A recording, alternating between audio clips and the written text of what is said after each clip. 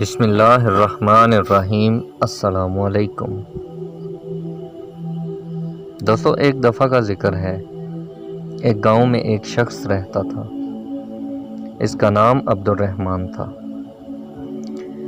اس کے 3 بیٹے تھے۔ تینوں اپنے والد سے بہت محبت کرتے تھے۔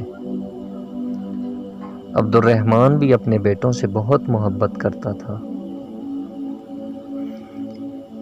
ایک مرتبہ عبد الرحمن نے اپنے تینوں بیٹوں کو بلایا اور ان کو ایک ایک سیب دیا اور کہا کہ اس سیب کو ایسی جگہ جا کر کھاؤ جہاں تمہیں کوئی نہ دیکھ رہا ہو۔ جو ایسا کرنے میں کامیاب ہو گیا میں اسے انعام دوں گا۔ تینوں بیٹے والد کو اللہ حافظ کہہ کر اور ان سے دعائیں لے کر گھر سے نکلے۔ دوسرے دن عبد الرحمن نے پھر بیٹوں کو بلایا اور باری باری سب سے پوچھا۔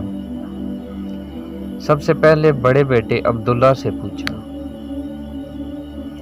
کیا تم اس کو ایسی جگہ کھانے میں کامیاب ہو گئے جہاں تمہیں کوئی نہ دیکھ رہا ہو؟ عبداللہ نے جواب دیا، الحمدللہ ابا جان، میں نے وہ سیب ایک درخت کے پیچھے جا کر کھایا، وہاں مجھے کوئی نہیں دیکھ رہا تھا۔ پھر عبداللہ نے اپنے دوسرے بیٹے سے پوچھا، یوسف تم بتاؤ تم نے کیا کیا؟ یوسف نے کہا، ابا جان، میں نے وہ سیب کمرے میں بند ہو کر اندھیرا کر کے کھایا اور مجھے یقین ہے کہ وہاں مجھے کسی نے نہیں دیکھا۔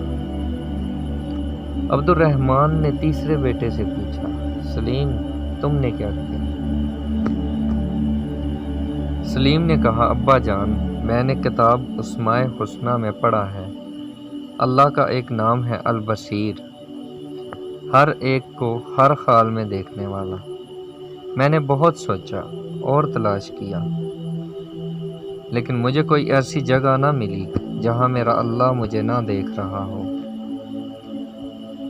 اللہ تو ہر جگہ دیکھتے ہیں، اس لیے میں یہ سیب نہ کھا سکا۔ عبد الرحمن اپنے سب سے چھوٹے بیٹے کی عقل مندی پر بہت خوش ہوا اور اس کو انعام دیا۔ پھر عبد الرحمن نے اپنے بیٹوں سے کہا، میرے پیارے بیٹوں، بے شک اللہ ہم سب کو ہر وقت ہر جگہ دیکھتا ہے، ہماری باتوں کو سنتا ہے اور جو خیالات ہمارے دل میں آتے ہیں ان کو بھی جانتا ہے، یعنی دلوں کے چھپے ہوئے رازوں کو بھی جانتا ہے۔ اللہ کی نافرمانی سے ہر وقت بچو اور اللہ کے سارے احکامات پر عمل کرو جس پر اللہ تم سے راضی ہو جائے گا اور تمہیں دنیا میں راحت، سکون، اطمینان عطا کرے گا اور مرنے کے بعد ہمیشہ ہمیشہ کے لیے جنت میں داخل کرے گا، جہاں انسان جو چاہے گا وہ ہو جائے گا، انسان کے دل میں جو چاہت ہوگی وہ پوری ہو جائے گی۔